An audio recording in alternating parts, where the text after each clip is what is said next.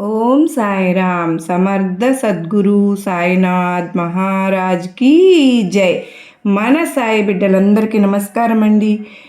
ఎలా ఉన్నారు? ఏం చేస్తున్నారు? అందరూ కూడా మన సాయినాథుని దయ వలన సుఖంగా సంతోషంగా ఎప్పుడు కూడా ఆయురారోగ్యాలతో అష్టైశ్వర్యాలతో ఉండాలి అని చెప్పి మనస్ఫూర్తిగా బాబావారిని కోరుకుంటూ ఈరోజు వీడియో అనేది స్టార్ట్ చేస్తూ ఉన్నాను.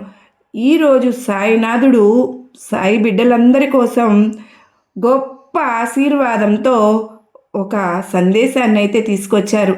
ఆ సందేశం అనేది మన జీవితాన్ని ఆనందంగా గడపడానికి సహాయకరంగా ఉండడం కోసమే సాయినాథుడు మనకు చక్కటి సందేశాన్ని అయితే, ఒక చక్కటి శుభవార్తనైతే తమ బిడ్డల కోసం అందించబోతూ ఉన్నారు.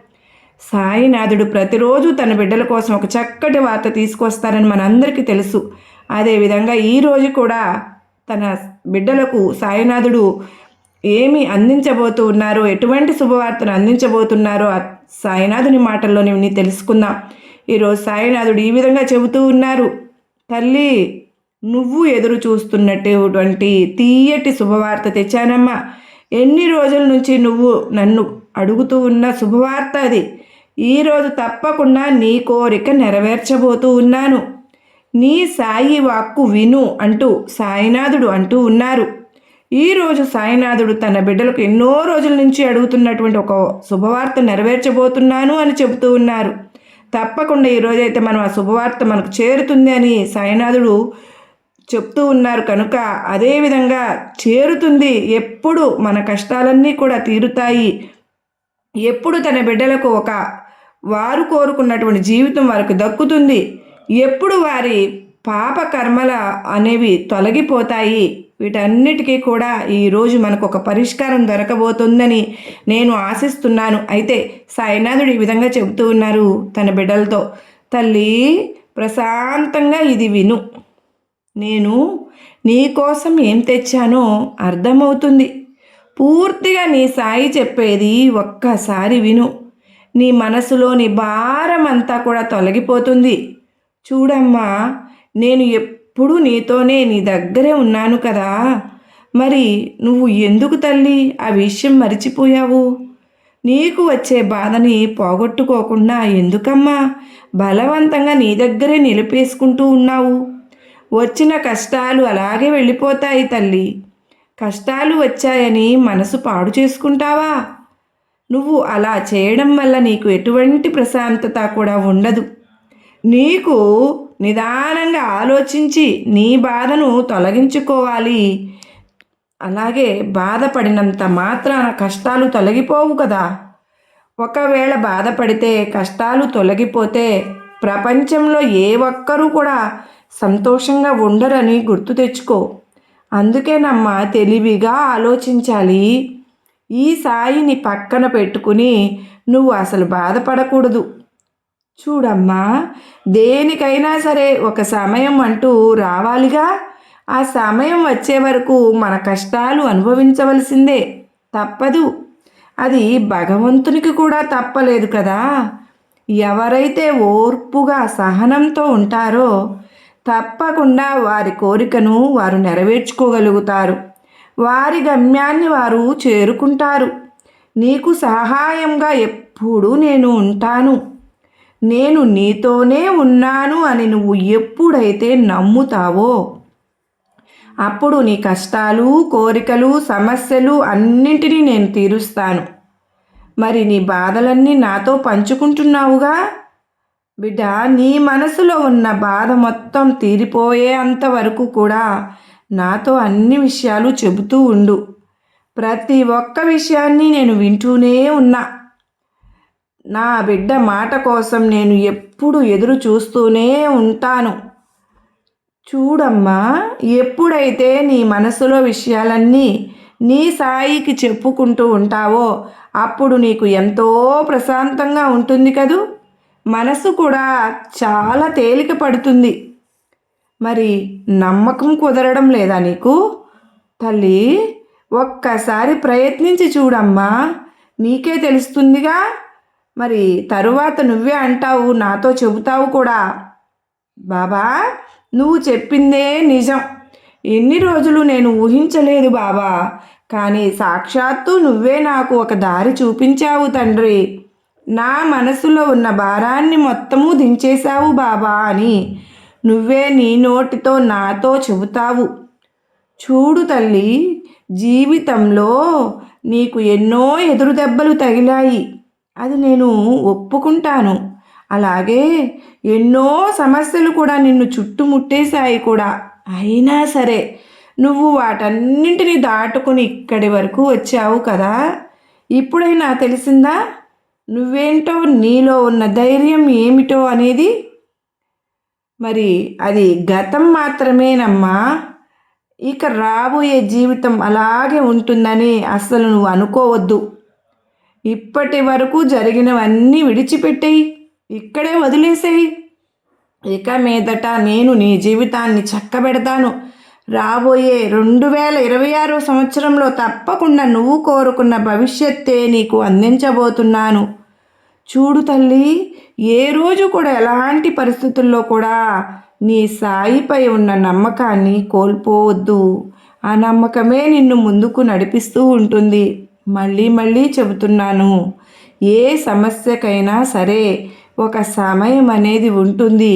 ఆ సమయం అనేది రాగానే ఆ సమస్యలన్నీ కూడా నీ నుంచి దూరంగా వెళ్ళిపోతాయి. జీవితంలో ఏది శాశ్వతం కాదమ్మా. అది కష్టమైనా సరే, సుఖమైనా సరే, ఎంతో సంతోషంగా ఉన్న నీ జీవితంలోకి ఈ కష్టాలు ఎలా అయితే వచ్చాయో, ఇంత కష్టపడుతున్న నీ జీవితంలోకి తిరిగి మళ్ళీ అదే సంతోషం రాబోతోంది బిడ్డ. అతి త్వరలోనే అది రాబోతోందమ్మా.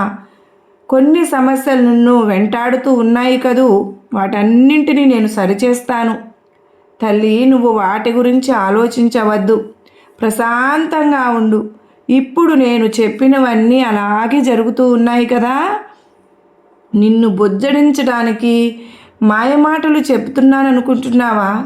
నేను చెప్పినవి చెప్పినట్లు జరిగి తీరుతాయమ్మా. అది శాసనం, జరిగి తీరుతుంది. కానీ నువ్వు కాస్త ఓపికగా ఉండాలి. నీకు నీ కుటుంబానికి ఎవరైనా అన్యాయం చేయాలి అనుకుంటే మాత్రం నేను అస్సలు సహించను. జీవితంలో వచ్చే కష్టాలకు కారణం కర్మ ఫలితాలే బిడ్డా. ఇక చాలు, ఆ కర్మ ఫలితాల నుంచి మీరందరూ కూడా బయటపడే సమయం ఆసన్నమైంది. అదే ఈ డిసెంబర్ నెలల్లోనే నీకు ఒక శుభకరమైన రోజులు ప్రారంభం కాబోతున్నాయి. మంచి ఆనందకరమైన జీవితాన్ని నువ్వు 2026 సంవత్సరంలో పొందబోతున్నావు. ఎన్ని కష్టాలు వచ్చినా సరే వాటిని తట్టుకొని నిలబడినందుకు కానుకగానే నేను నీకు ఆనందకరమైనటువంటి, ప్రశాంతకరమైనటువంటి జీవితాన్ని అందించబోతూ ఉన్నాను. ఇక మనసులో ఉన్న భారాన్ని మొత్తం తీసేసి నీ మనసు నిండా కూడా నీ బాబా రూపాన్ని నింపుకో. అప్పుడు నీకు చాలా ప్రశాంతంగా ఉంటుంది. క్షణంలో నువ్వు ఒకదాని తరువాత మరొకటి శుభవార్తలు వెనుక శుభవార్తలు వింటూ ఉంటావు.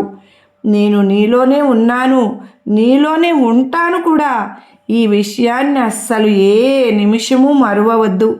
నువ్వు కోరినవన్నీ జరుగుతాయి. నీ జీవితంలో ఉన్న చిక్కుముడులన్నీ విడదీసి నేనే వాటిని తొలగించి నిన్ను మంచి మార్గంలో నీ జీవితాన్ని ఎంతో ప్రశాంతంగా నువ్వు జీవించేటట్లు ఎప్పుడు ఆనందంగా ఉండాలని, నువ్వు నీ కుటుంబంతో పాటు దేనికోసం భయపడకుండా, బాధపడకుండా అన్నీ నేనే చక్కబెడతాను, నేను ఉన్నాను అని నీకు వాగ్దానం చేస్తున్నాను. నీకు సమయానికి ప్రతి అవసరాన్ని నేను తీరుస్తాను. అందులో నువ్వు సందేహపడవలసిన అవసరం లేదు. ఇక నీ పిల్లల భవిష్యత్తు కూడా నేనే మంచిగా రాసేశాను తల్లి. ఇక వాళ్ళ గురించి నువ్వు అసలు దిగులు పడవలసిన పని లేదు. నీ మనసులో నీ పిల్లల గురించి ఎంతగా బాధపడుతున్నావో ఇప్పటికిప్పుడే నువ్వు దాన్ని వదిలే. వాళ్లకు అత్యద్భుతమైనటువంటి భవిష్యత్తును రాసే ఉంచాను. నువ్వు ఎటువంటి సందేహాలు అనేవి పెట్టుకోవద్దు. మనసులో ఏవేవో ఆలోచనలు పెట్టేసుకుని దిగ్భ్రాంతికి లోనవుతూ ఉన్నావు, బాధగా కూర్చుంటూ ఉన్నావు. నా బిడ్డ ఎప్పుడూ సంతోషంగా ఉండాలి, ఆనందంగా ఉండాలి. ఎందుకంటే నీకు కావలసినటువంటి ప్రతిదీ కూడా నేనే సమకూర్చి పెడతాను. నీకు అండదండగా నీ సాయి ఉండగా నువ్వు అసలు ఎందుకు భయపడుతున్నావు? దేని గురించి ఆలోచిస్తున్నావు? అన్నీ నా సాయి సమకూరుస్తానని నువ్వు నిశ్చింతగా ఉండు తల్లి. అన్నీ వాటంతటివే నిన్ను చేరుతాయమ్మా. నీ పూర్తి భారాన్ని నాపై ఉంచి నువ్వు ప్రశాంతంగా ఉండు. నీకు అర్థమైంది కదా తల్లి? నువ్వు నన్ను కోరినటువంటి ఆ తీపి కబురు నేను అందిస్తాను. ఈ డిసెంబర్ నెలలో ఆఖరిలోనే నువ్వు ఆనందంతో అందుకున్న వెంటనే ఎగిరి గంతేస్తావు తల్లి.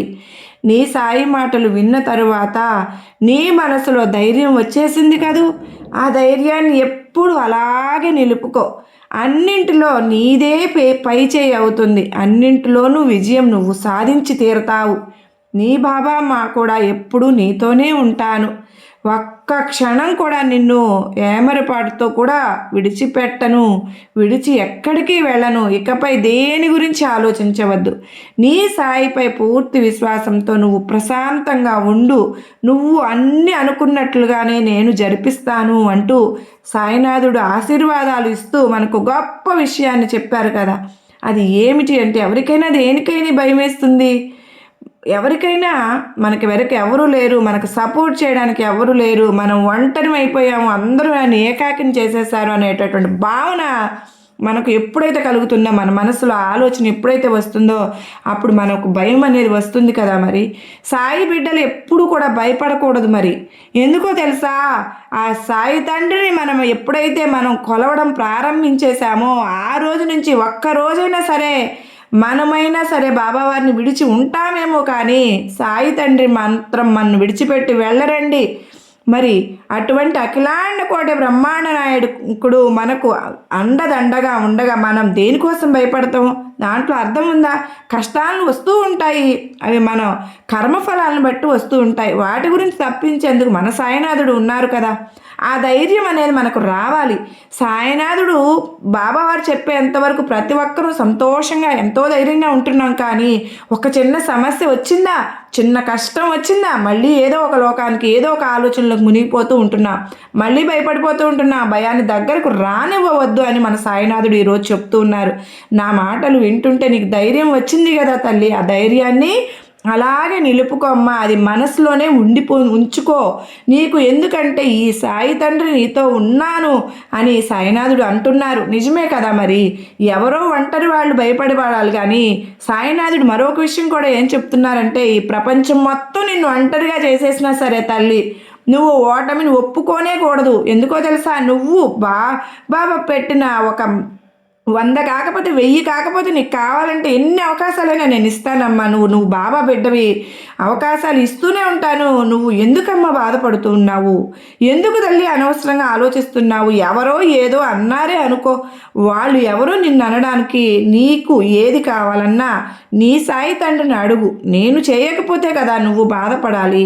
నువ్వు కోరిన ప్రతిదీ నీ ముందు నేను ఉంచుతానని సాయినాథుడు సాయి బిడ్డల కోసం చెప్తూ ఉన్నారు. ఒక్కసారి ఆలోచించండి. మనం కూడా మనం బాధపడుతూ భయపడుతూ ఉన్నామా అంటే, బాబావారి మాటలు విన్నాక కూడా ఆ సాయినాథుని పైన మనకు నమ్మకం లేనట్టే కదా. మనం ఒప్పుకుని ఉన్నాం.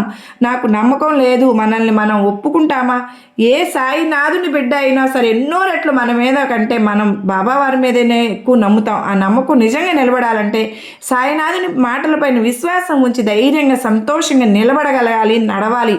మనం సంతోషం కంటే ఆ సాయినాథునికి ఏది ఎక్కువ కాదు. మన సంతోషమే సాయినాథునికి ముఖ్యం. మన కోసం ఎంత దూరమైనా వస్తారు, ఎటువంటి క్లిష్ట పరిస్థితులైనా సరే వాటి నుంచి మనల్ని తప్పించి సాయినాథుడు అనుభవిస్తారు. అది చాలా సంతోషంగా, అది మనం దాని గురించి బాధపడరు.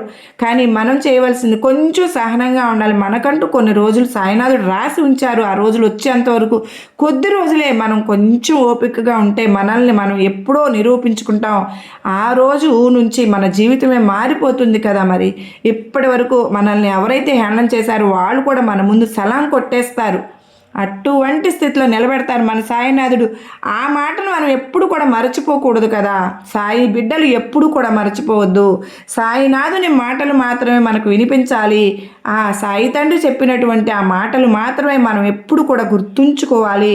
ఎన్ని కష్టాలు వచ్చినా సరే సాయినాథునికి చెప్పుకోవాలి. ఆ కష్టాలన్నీ సాయినాథుని ముందు వేసిన మన పని ఏదో ఒకటి మన ప్రతి ఒక్కదానికి సమస్యకు ప్రతి ఒక్క సాయినాథుడు పరిష్కారం చూపిస్తారు. మనల్ని ఆ సమస్య నుంచి బయట పడేసి మళ్ళీ మన దారి మంచి దారి చూపిస్తారు సాయినాథుడు. ఎవరి జీవితంలో అయినా సరే కష్టాలు అనేవి వస్తూ ఉంటాయి, పోతూ ఉంటాయి. కష్టాలను చూసి అక్కడే ఆగిపోకూడదు కదా. మరి చూద్దాం, నా బాబా నాతో ఉండగా కష్టాలనేవి పై చేయి అవుతుందా, నాది పై చేయి అవుతుందా అని చూద్దామని ముందుకు వెళ్ళాలి. ఎప్పుడైతే ఆ ధైర్యాన్ని మనలో కూడగట్టుకుంటామో ఆ ధైర్యంలోనే సాయినాథుడు ఉంటారు. సాయినాథుడు మనలో ఉంటే ఏ నష్టం మాత్రం మనల్ని ఏం చేస్తుంది, ఏ సమస్య మాత్రం మనల్ని ఏం చేస్తుంది, ఆ ఒక్క విషయాన్ని మనం గుర్తుంచుకుందాం. మన మనసులో ఎప్పుడు సాయినాథుని నామస్మరణ చేసుకుంటూ ఉంటే ఆ నామము మనకు శ్రీరామ రక్ష, మనల్ని ఎక్కడ నిరంతరం కాపాడుకుంటూ ఉంటుంది. సాయినాథుడు ఆ కష్టాలను మంచి దూరం చూసి మనల్ని చూసి భయపడిపోతాయి. అంటే మన దగ్గరికి రాలేవు కూడా అవి. చేయవలసిందల్లా మనకున్నటువంటి ప్రతి కష్టాన్ని, మన సమస్యను సాయినాథ్ దగ్గర విన్నవించుకొని బాబా వారి పాదముల దగ్గర ఉంచుకుని మనం ముందుకు వెళ్ళడమే, ఎప్పుడు ప్రశాంతంగా ఉండడమే, ఆనందంగా ఉండడమే. సాయినాథునికి ఒకే ఒక్క విషయం తన బిడ్డలకు చెప్తున్నారు, మీరు ఎప్పుడూ సంతోషంగా ఉండండి, సంతోషాన్ని జీవితాన్ని నేను మీకు అందిస్తాను అని. ఇకనైనా సరే సాయినాథుని ధ్యానించుకుని ఆ మాటలను గుర్తుంచుకుని ఎప్పుడు సంతోషంగా ఉందాము. మరి మన జీవితం గురించి ఎలాంటి బెంగ మనం పెట్టుకోవాల్సిన పని లేదు. మనం బాబావారు అత్యున్నతమైనటువంటి స్థాయికి మనల్ని ప్రసాదిస్తారు. మరి ధైర్యంగా ఉండాలి, సాయినాథుని పైన విశ్వాసంతో ఉందాం. ఇది ఈరోజు సాయినాథుని సందేశం. ఈ సందేశం కనుక మనందరికీ కూడా గొప్ప ధైర్యాన్ని, నమ్మకాన్ని కలిగించిందని అనుకుంటున్నాను. మరి మన సాయినాథుని బిడ్డలకైతే ఈ సందేశాన్ని మీరు మరికొంతమందికి షేర్ చేస్తారు కదూ. మళ్ళీ మొదటిసారిగా మన ఛానల్ ఎవరైతే మొదటిసారిగా చూస్తున్నారో తప్పకుండా సబ్స్క్రైబ్ చేసుకున్న సపోర్ట్ అందించండి ఫ్రెండ్స్. మరలా కలుసుకున్నంత వరకు అందరికీ నమస్కారం. సర్వేజన సుఖ్నం.